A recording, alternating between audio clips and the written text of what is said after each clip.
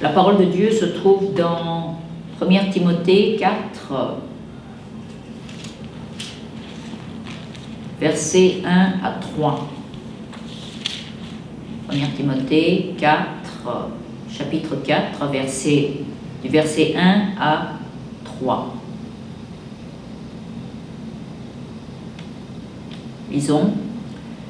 Mais l'Esprit dit expressément que dans les derniers temps, quelques-uns abandonneront la foi pour s'attacher à des esprits séducteurs et à des doctrines de démons par l'hypocrisie de faux discoureurs marqués au fer rouge dans leur propre conscience.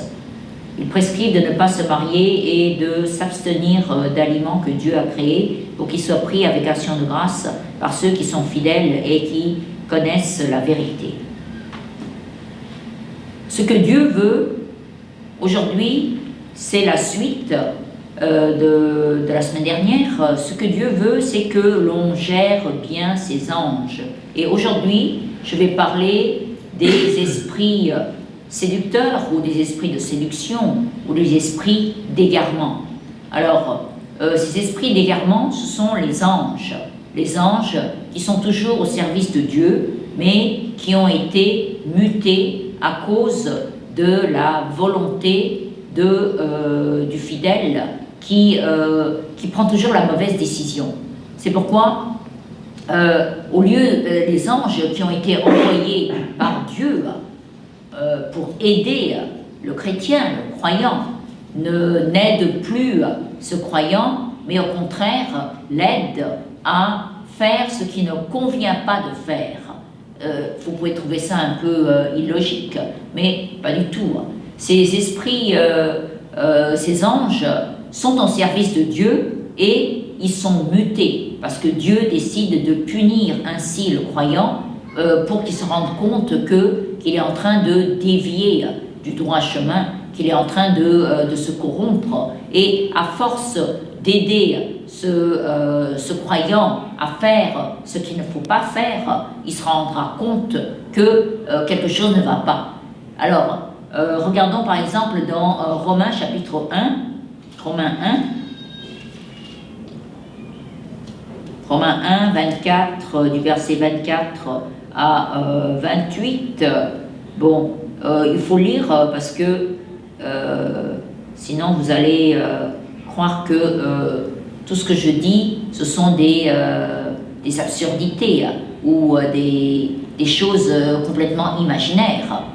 D'abord, il faut se rendre compte que les anges sont des êtres réels. Le problème, c'est que l'œil humain, l'œil de la chair, ne peut pas percevoir ces esprits, à moins bien sûr de recevoir un don spécial qui permet de voir le monde spirituel. Mais dans ce cas-là, vous verrez non seulement les anges, mais vous verrez aussi les démons. Et ça, c'est quelque chose d'effroyable, parce que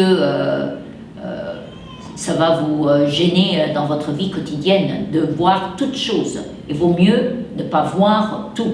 Bon, il faut bien se rendre compte que les anges sont des êtres réels qui existent. Et la vie de la foi consiste à pouvoir bien gérer ces anges. C'est-à-dire, c'est comme un général qui sait comment commander les soldats à son service, sous ses commandes. Et c'est en gérant bien ces soldats qu'il peut gagner la bataille. Même chose, si on sait bien gérer ses anges, on peut triompher dans sa vie de la foi.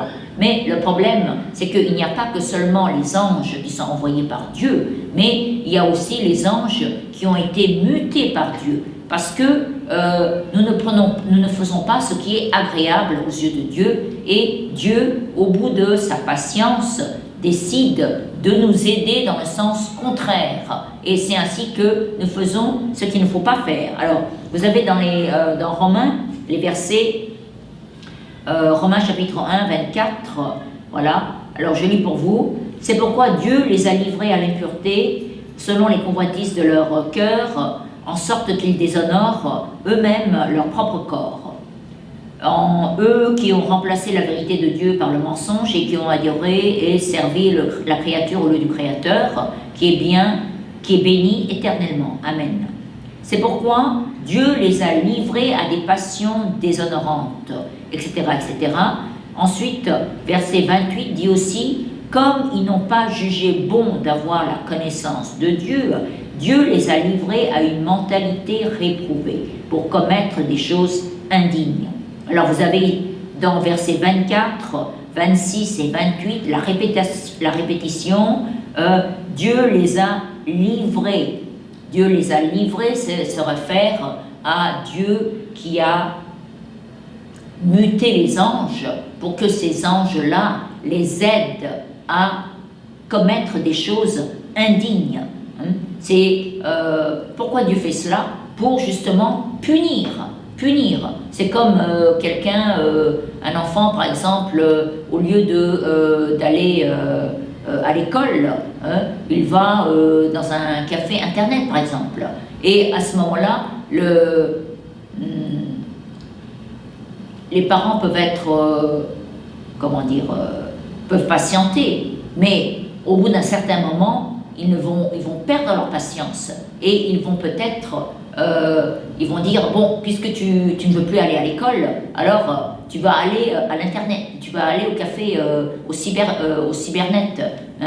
Et c'est à ce moment-là que, l'enfant, il n'aura plus, même s'il veut aller à l'école, il ne pourra plus y aller, il n'en aura plus la puissance, il se dirigera vers le café internet, par exemple. C'est la même chose. Un fidèle qui arrive toujours en retard à son culte, la première fois ça va, la deuxième fois ça va, mais si ça se répète 5 fois, Dieu dit, bon, il ne veut plus me voir dans le culte, il a d'autres choses à faire, d'accord, je vais l'aider dans ce sens. Et à ce moment-là, le fidèle va arriver en retard à chaque fois, même s'il a envie d'arriver en avance, d'arriver à l'heure, il va toujours arriver en retard. Pourquoi? Parce que ce sont les anges qui ont été mutés, un ange ou 2 anges qui ont été mutés par Dieu et qui le font toujours arriver en retard. Alors, si le fidèle se rend compte de l'existence des esprits d'égarement, alors il va se repentir et demander l'aide de Dieu. Mais s'il ne se rend pas compte que ce sont ces anges qui l'aident dans le sens contraire, il va croire que Dieu lui permet d'arriver en retard. Et c'est ça l'esprit d'égarement. Il s'égare. Il croit que Dieu lui donne la permission. Pas du tout, ce n'est pas une permission. C'est déjà une punition en fait. Une punition. Vous comprenez? C'est pourquoi il faut se repentir. Si vous faites ce qui est indigne, si vous ne pouvez pas vous empêcher de pécher, alors il y a quelque chose qui ne va pas. Ce sont les anges qui ont été transformés par Dieu, qui ont été mutés et qui vous aident. Mais pas dans le sens de la justice, non, dans l'iniquité, dans ce qui est abominable aux yeux de Dieu. C'est pourquoi il faut se repentir, et ces démons, et ces anges mutés ne vont jamais reprendre leur état initial. C'est ça le grand problème. Ils vont vous suivre toute votre vie, et pour pouvoir neutraliser ces anges mutés, il faudra que vous priez encore plus pour les neutraliser. C'est pourquoi plus vous priez, plus vous avez la puissance pour neutraliser ces esprits mutés. Ces esprits d'égarement ne sont pas une théorie farfelue, qui tombe du ciel, pas du tout.